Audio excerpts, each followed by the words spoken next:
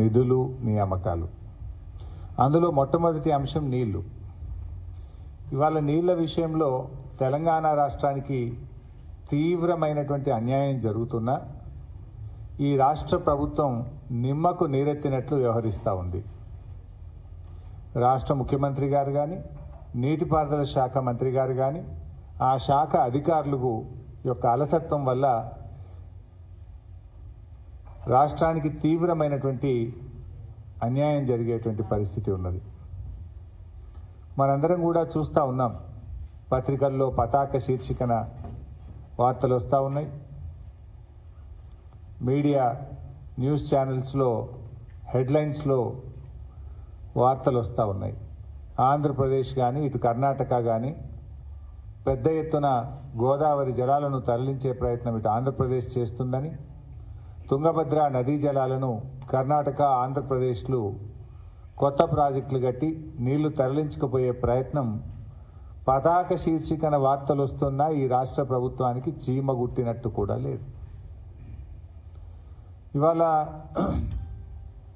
Godavari Bankacherla project మీరందరూ కూడా చూస్తూ ఉన్నారు. ఆంధ్రప్రదేశ్ ప్రభుత్వం ఇప్పటికే పోలవరం రైట్ మెయిన్ కెనాల్ను 3 అంతలు పెంచింది. వాస్తవానికి అది సిడబ్ల్యూసి క్లియరెన్స్కు, పోలవరం డిపిఆర్లో దానికి విరుద్ధం. కానీ 3 అంతలు పెంచుకొని 200 టీఎంసీలను మరి బంకచెర్ల ద్వారా పెన్నా బేసిన్కు, రాయలసీమ ప్రాంతానికి తరలించే ప్రయత్నం చేస్తూ ఉంది. మీరు చూస్తే ఈ నీళ్లు ఏంటంటే ముందు వాళ్ళు గోదావరి నది నుంచి వైకుంఠాపురం కింద ఒక ఆక్వాడక్ట్ని కట్టి అక్కడి నుంచి బొల్లంపల్లి దగ్గర 150 టీఎంసీల రిజర్వాయర్లు కట్టి ఆ బొల్లంపల్లి రిజర్వాయర్ నుంచి బంకచెర్ల క్రాస్ రెగ్యులేటర్ దగ్గర వేసి తద్వారా పెన్నా బేసిన్కు నీళ్లు తీసుకుపోవడానికి ఆంధ్రప్రదేశ్ గత కొన్ని నెలలుగా ప్రణాళికలు రూపొందించి యుద్ధ ప్రాతిపదికన ఆంధ్రప్రదేశ్ ముందుకు పోతా ఉంది. అదే గోదావరి బేసిన్లో మనకు హక్కుగా రావాల్సినటువంటివి, ఎందుకంటే ఉమ్మడి ఆంధ్రప్రదేశ్లోనే అప్పటి ప్రభుత్వం తెలంగాణకు 968 టీఎంసీలను గోదావరి జలాల్లో కేటాయించారు. మరి అదే గోదావరి బేసిన్లో మన 4 ప్రాజెక్టులకు వాటర్ అలొకేషన్ పెండింగ్ ఉంది. గవర్నమెంట్ ఆఫ్ ఇండియాలో ప్రాజెక్ట్స్ పెండింగ్ ఉన్నాయి. ఒకటి సీతారామ లిఫ్ట్ ఇరిగేషన్, రెండవది సమ్మక్క సాగర్ ప్రాజెక్టు, మూడవది కాళేశ్వరం 30 టీఎంసీ, నాలుగవది డాక్టర్ అంబేద్కర్ వార్దా ప్రాజెక్టు. ఈ 4 ప్రాజెక్టులకు వాటర్ అలొకేషన్ ఒకవైపు పెండింగ్లో ఉంది. సీతమ్మ సాగర్కు మనం 67 టీఎంసీలు అడిగాం, సమ్మక్క సాగర్కు 47 టీఎంసీలు అడిగాం, అంబేద్కర్ వార్దా ప్రాజెక్టుకు 12 టీఎంసీలు అడిగాం. అఫ్ కోర్స్ ఈ అడిషనల్ 3rd టీఎంసీ కాళేశ్వరంది వాటర్ అలొకేషన్ లేదు కానీ క్లియరెన్స్ పెండింగ్ ఉంది. ఈ 4 ప్రాజెక్టులు మన అక్కడ పెండింగ్లోనే పెట్టిండ్రు. మన ప్రభుత్వం నిద్రపోతా ఉంది. మనకు హక్కుగా రావాల్సిన సీతమ్మ సాగర్ 67 టీఎంసీలు కానీ, ఈవెన్ సీతమ్మ సాగర్లో కూడా అప్పుడు మా బీఆర్ఎస్ ప్రభుత్వం ఉన్నప్పుడే అన్ని క్లియరెన్సులు తెచ్చినాం. చివరి క్లియరెన్స్ పెండింగ్ ఉంది, టీఏసీ చివరి క్లియరెన్స్. అది క్లియర్ అయితే 67 టీఎంసీలు మనకు వస్తాయి. అట్లే సమ్మక్క సాగర్లో 47 టీఎంసీలు వస్తాయి. అదేవిధంగా వార్ధాలో 12 టీఎంసీలు. దీని గురించి ఒకవైపు పర్సూ చేయడం లేదు. ఈ ప్రాజెక్టులకు అనుమతి సాధించడంలో రాష్ట్ర ప్రభుత్వం 13 నెలల కాలంలో విఫలమైతా ఉంది. ఇంకొక వైపు ఆంధ్రప్రదేశ్ ఏమో 200 టీఎంసీలు గోదావరి నీళ్లను పెన్నా బేసిన్కు తీసుకుపోవడానికి యుద్ధ ప్రాతిపదికన ఆగమేఘాల మీద ఆంధ్రప్రదేశ్ కదులుతుంటే ఈ రాష్ట్ర ప్రభుత్వంలో కనీస చలనం లేదు. ఇప్పుడు మనకు ఏ రాష్ట్రమైనా ప్రత్యేకించి ఆంధ్రప్రదేశ్, తెలంగాణలో ఒక కొత్త ప్రాజెక్టు చేపట్టాలంటే సెంట్రల్ వాటర్ కమిషన్ క్లియరెన్స్ కావాలి, వాటర్ అలొకేషన్ కావాలి, ఇంటర్ స్టేట్ క్లియరెన్స్ కావాలి, ఏపీ రీఆర్గనైజేషన్ యాక్ట్ ప్రకారంగా జీఆర్ఎంబి, కేఆర్ఎంబి అనుమతి రావాలి, అపెక్స్ కౌన్సిల్ అనుమతి కావాలి. ఏ అనుమతి లేకుండా గోదావరి బంకచెర్ల ప్రాజెక్టును ఇవాళ ఆంధ్రప్రదేశ్ ప్రభుత్వం తీసుకొని పోతా ఉంది. ఏం చేస్తుండ్రు ముఖ్యమంత్రి, ఏం చేస్తుండ్రు నీటిపారుదల శాఖ మంత్రి, ఏం చేస్తుండ్రు కనీసం ఇయ్యాలటి వరకు ఉత్తరం కూడా రాయలే వీళ్ళు. అరే ఇది అన్యాయము, మా అనుమతి లేదు, మా ప్రాజెక్టులు పెండింగ్లో ఉన్నాయి, మా ప్రాజెక్టులు క్లియర్ చేయకుండా మా సీతారామ అన్నే ఉన్నది, మా సమ్మక్క సాగర్ అన్నే ఉన్నది, మా వార్దా అక్కడనే ఉన్నది, మాది క్లియర్ చేయకుండా ఈ ప్రాజెక్టుకు ఆంధ్రప్రదేశ్ ప్రభుత్వం ముందుకు పోతా ఉంది, దీన్ని ఆపండి అని చెప్పి ఈ రోజుకు ఉత్తరం కూడా రాయలేదు మీరు. ఇంకోవైపు ఆంధ్రప్రదేశ్ ముఖ్యమంత్రి చంద్రబాబు నాయుడు గారు ఇది 15/11/2024 కేంద్ర మంత్రి నిర్మలా సీతారామన్ గారికి లేఖ రాశారు. మేము ఇట్లా ప్రాజెక్టు కట్టుకుంటున్నాం, మేము 80,112 కోట్లతో ఈ ప్రాజెక్టు కడుతున్నాం, దీనికి డబ్బులు ఇవ్వండి, కేంద్ర ప్రభుత్వం బడ్జెట్లో నిధులు పెట్టండి అని ఆంధ్రప్రదేశ్ ముఖ్యమంత్రి గారు 15/11/2024 నవంబర్ 2024లో ప్రాజెక్టు రూపకల్పన అయిపోయింది, పైసల కోసం ఢిల్లీకి ఉత్తరాలు రాస్తుండే చంద్రబాబు నాయుడు గారు. ఇది 15/11/2024. ఇంకో ఉత్తరం రాసిండు 31 డిసెంబర్ 2024 ఇది నిర్మలా సీతారామన్ గారికి రాశారు. ఏమని? గోదావరి టు కృష్ణా రివర్ కు 13,511 కోట్లు, కృష్ణా రివర్ నుంచి బొల్లంపల్లి రిజర్వాయర్ కు 28,560 కోట్లు, బొల్లంపల్లి రిజర్వాయర్ నుంచి బంకచెర్ల హెడ్ రెగ్యులేటర్ కు 38,041 కోట్లు, మొత్తం కలిపి 80,112 కోట్ల రూపాయలు ఖర్చు అవుతుంది, మాకు financial assistance river linking project కింద ఇవ్వండి అని చంద్రబాబు నాయుడు గారు 2 ఉత్తరాలు నిర్మలా సీతారామన్ గారికి రాశారు. దీని మీద ఆర్థిక శాఖలో ఫైల్ కదులుతా ఉంది. నిర్మలా సీతారామన్ గారు ఏడీబీ నుంచి, ఏషియన్ డెవలప్మెంట్ బ్యాంక్ నుంచి 40,000 కోట్లు ఇప్పిస్తామని ఆంధ్రప్రదేశ్కు మాట ఇచ్చారు. ఏషియన్ డెవలప్మెంట్ బ్యాంకు కూడా వీళ్ళు ప్రతిపాదనలు పంపించి ఆంధ్రప్రదేశ్ 40,000 కోట్లు తెచ్చుకొని గోదావరి బంకచెర్ల ప్రాజెక్టు ముందుకు తీసుకొని పోతా ఉంది. మరి ఇప్పటిదాకా ఈ రాష్ట్ర ప్రభుత్వం మరి నిద్రపోతుందా? సోయి లేదా? వాళ్ళేమో ప్రాజెక్టు రూపకల్పన అయిపోయింది, కేంద్ర ప్రభుత్వాన్ని డబ్బులు అడుగుతా ఉన్నారు, ఏడీబీ దగ్గరికి వెళ్లి డబ్బులు తెచ్చుకునే ప్రయత్నం చేస్తున్నారు. మీరు కనీసం మీకు బాధ్యత లేదా? గోదావరి మీద మా ప్రాజెక్టుల క్లియరెన్స్లు పెండింగ్లు ఉన్నాయి, ఏపీ రిఆర్గనైజేషన్ యాక్ట్ ప్రకారంగా మేము ఒప్పుకోవాలి, అపెక్స్ కమిటీ కౌన్సిల్ సమావేశం జరగాలి. ఇవేవి జరగకుండానే వాళ్ళు అట్లా ప్రాజెక్ట్ చేస్తూ ఉంటే ఈ రాష్ట్ర ప్రభుత్వానికి కనీసం ఒక ఉత్తరం రాసి ముఖ్యమంత్రి స్వయంగా వెళ్లి నిర్మలా సీతారామన్ గారిని కలిసి, కేంద్ర వాటర్ రిసోర్స్ మినిస్టర్ని కలిసి, ప్రధానమంత్రిని కలిసి ఈ ప్రాజెక్ట్ ఆపాలని చెప్పాల్సిన సోయి ముఖ్యమంత్రి గారికి లేదా అని నేను అడుగుతా ఉన్నా. ఒకవేళ కాదంటే ఆల్ పార్టీని తీసుకొని పోండి, మేమందరం వస్తాం. తెలంగాణ ఉద్యమం జరిగిందే నీళ్ల కోసం. ఈ నీళ్లలో మా వాటా తేల్చేదాకా, మా ప్రాజెక్టులకు అనుమతి వచ్చేదాకా మరి ఈ అక్రమ ప్రాజెక్టులకు ఏ రకంగా కేంద్ర ప్రభుత్వం సహకరిస్తుంది? మరి ఏం చేస్తుంది రాష్ట్ర ప్రభుత్వం? నేను అడుగుతా ఉన్నా. ఎందుకంటే ఇది లైఫ్ అండ్ డెత్. ఒకసారి ప్రాజెక్ట్ కట్టిన తర్వాత మళ్ళీ మనం ఇబ్బంది పడడం తప్ప రేపు తరతరాలు నష్టపోతాయి, ఈ రాష్ట్రం నష్టపోతుంది. ఎన్నో త్యాగాల మీద తెచ్చుకున్న ఈ తెలంగాణ నీళ్లలో నష్టపోతే బీఆర్ఎస్ పార్టీ సహించదు. ఎందుకంటే ఇప్పటిదాకా నాకు బాధ కలిగేది ఏంటంటే వాళ్ళేమో ఉత్తరాల మీద ఉత్తరాలు రాస్తున్న ఫండ్స్ కు కనీసం దీన్ని అపోజ్ చేస్తూ జీఆర్ఎంబీకి ఉత్తరం రాయలే, సిడబ్ల్యూసీకి ఉత్తరం రాయలే, వాటర్ రిసోర్స్ మినిస్ట్రీకి ఉత్తరం రాయలే, నా ఆఫీసర్లు రాయరు, నా మంత్రి రాయడు, నా ముఖ్యమంత్రి రాయడు. ఏం చేస్తున్నట్టు మీరు?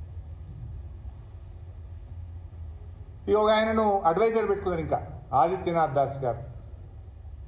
మరి అడ్వైజర్లు ఏం చేస్తున్నట్టు?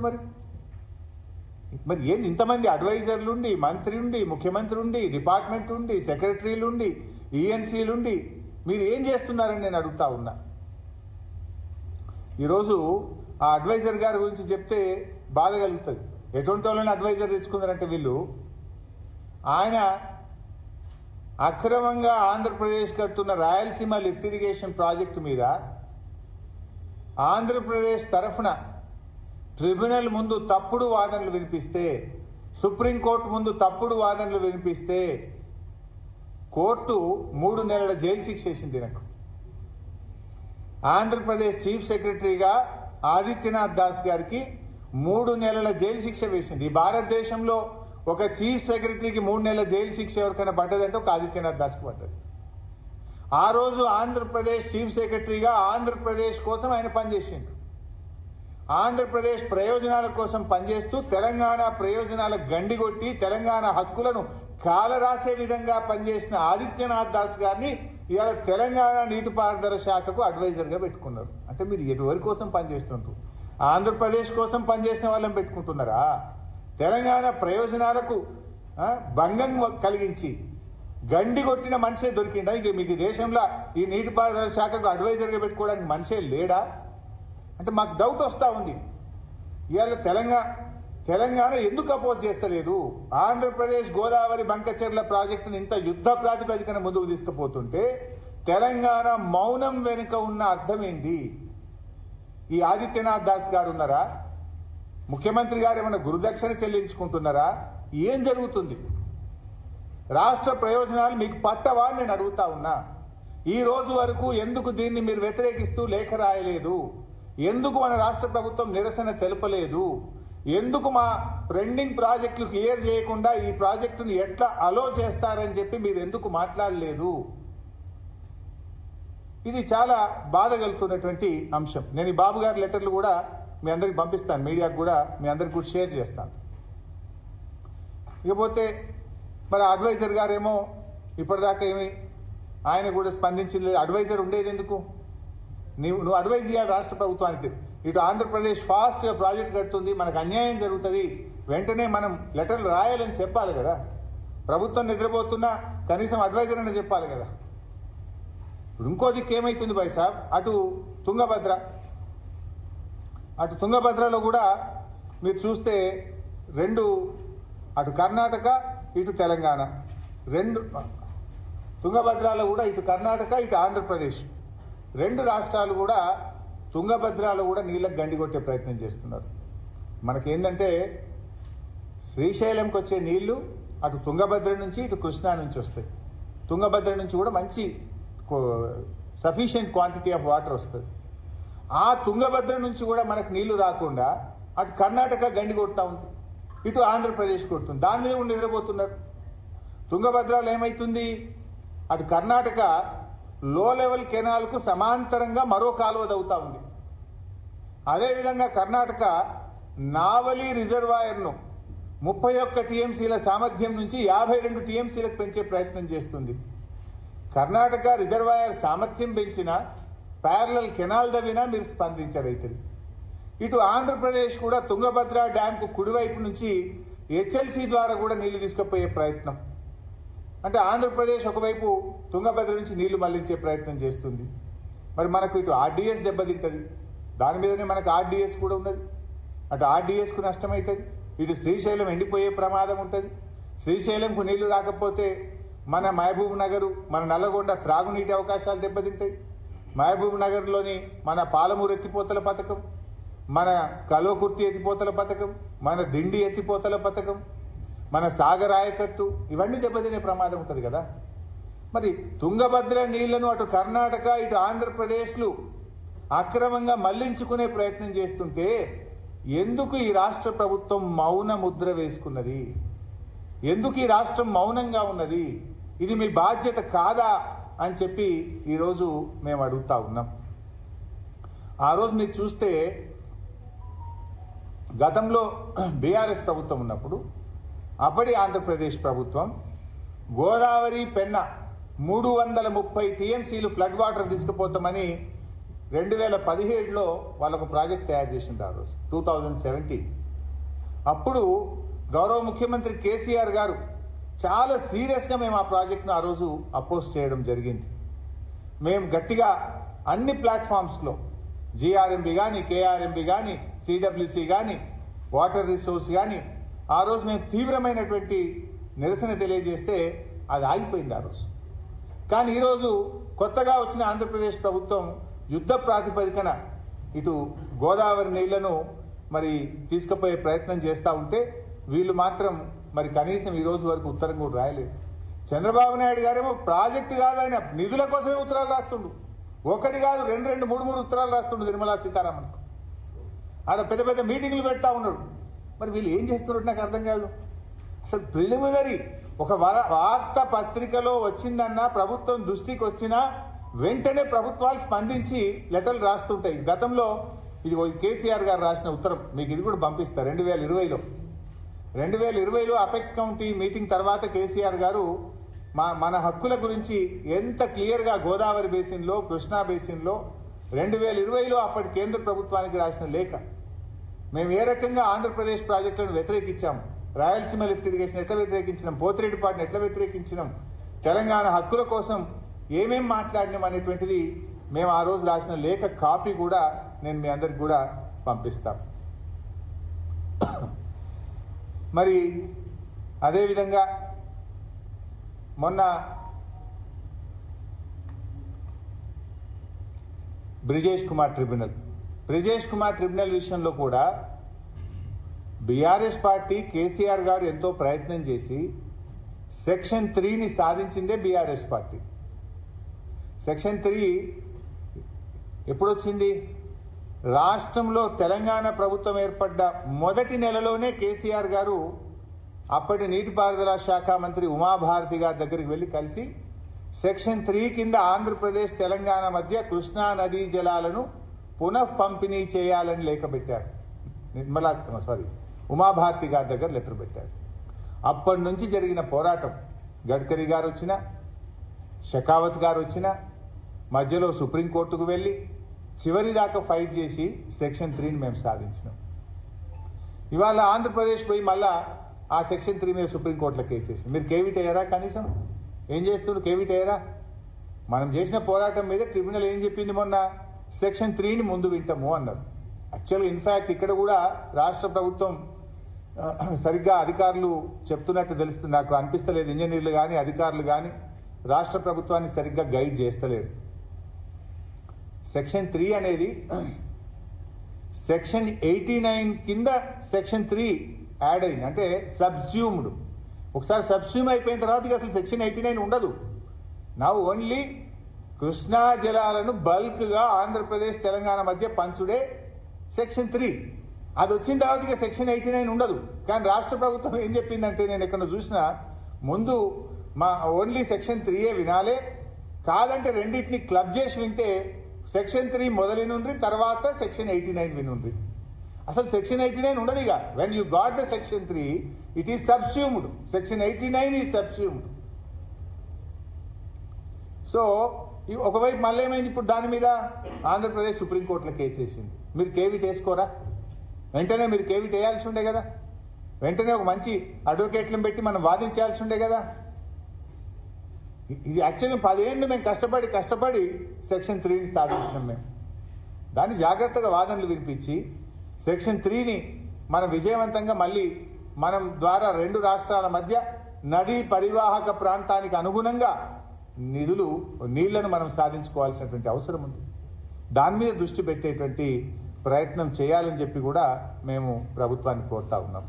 సో ఈ రకంగా మరి ఇటు గోదావరి జలాలను పెన్నా బేసిన్కు ఆంధ్రప్రదేశ్ తరలించే విషయంలోనైనా, తుంగభద్ర నదీ జలాలను అటు కర్ణాటక ఇటు ఆంధ్రప్రదేశ్లు అక్రమంగా తరలించేటువంటి ప్రయత్నాలను రాష్ట్ర ప్రభుత్వం వెంటనే అడ్డుకోవాలని, కేంద్రానికి అన్ని ఫోరంలకు లేఖలు రాయాలని, అవసరమైతే ఉన్నత న్యాయస్థానానికి వెళ్లి రాష్ట్ర ప్రయోజనాలు కాపాడాలని, ఈ మొద్దు నిద్రపోతున్న ప్రభుత్వాన్ని తట్టి లేపడం కోసమే మేము ఈరోజు ఈ ప్రెస్ మీట్ పెడుతున్నాం.